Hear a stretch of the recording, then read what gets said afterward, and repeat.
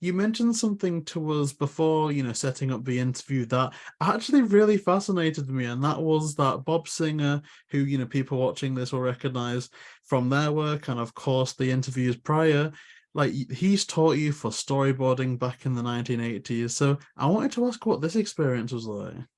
Yeah, so uh, before I got into animation, I had I have to start a little bit before that. So, but before I got into animation, when I was in college, an art teacher was just noticing that I would never just do a straight life drawing. When we had the models, I would put bat wings on them or turn them into monsters. I would use the pose, but turn them into something else.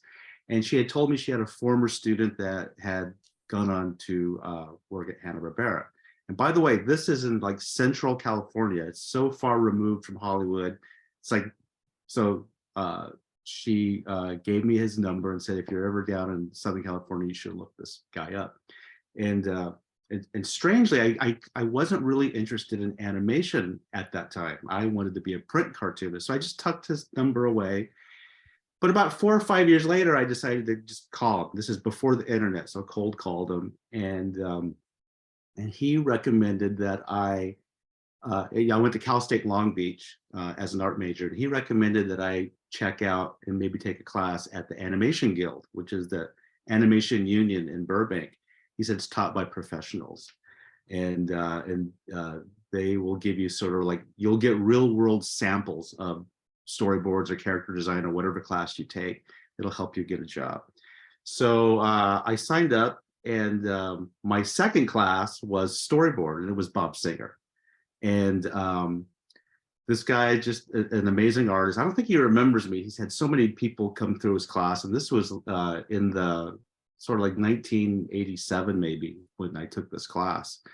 And just an excellent all-around artist. If you looked at his filmography, he's done every type of job: design, art direction, layout, story direction. And so as a kid, he did a lot of shows I watched as a kid, in the 60s. And I was such a fan of Space Ghost and Johnny Quest and the Fantastic Four show that H&B did in the 60s. And he worked on all of them. So it was amazing to have this guy as a teacher. Yeah, 100%. And given, his filmography, that was very impressive even back then. Are there any like lessons that you learned from him or from your education in general that has stuck with you for the longest? Well, it's interesting, the assignments in these storyboard classes, and I was thinking about this last night.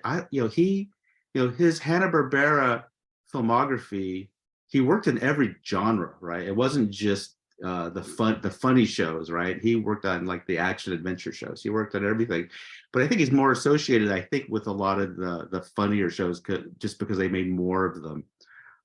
But the class, it seemed like it was geared more like to straight filmmaking when I think back on it. I don't remember doing a lot of gag assignments. But one of the assignments he gave that really stood out was they assigned us pages from The Raven, Edgar Allan Poe's The Raven. They didn't give us a script. Other assignments had a script. This was just like, here's read these pages out of a paperback book and now visualize it. So that was a great lesson. And there's no screen direction when you're just reading prose, right? You have to like come up with in your head what the shots are going to be and how are you going to make it spooky and scary. And so that was a great lesson. Another thing that stuck with me from those early classes was that your storyboard, the way you stage and direct what's going to happen, really has to make sense without sound.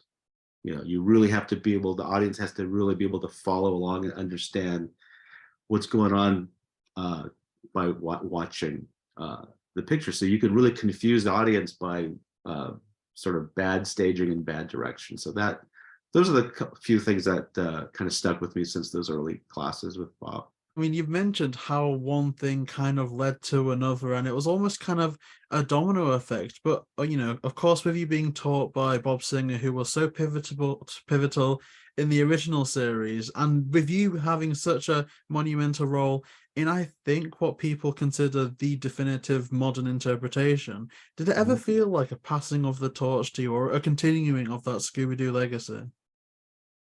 I I don't know. I mean, now that you put it to me that way, I can look back and say, yeah, that was, and it you know, and by the way, the other director of the show is Kurt Gaeta.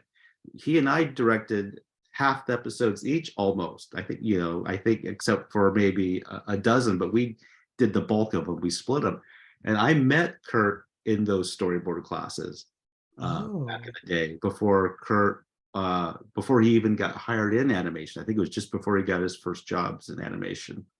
And so, yeah, not just me, but probably a lot of other crew members who went into the industry after taking those classes had ended up working not on Mystery Incorporated, maybe some other iteration of Scooby. So it is a passing of the torch in a way.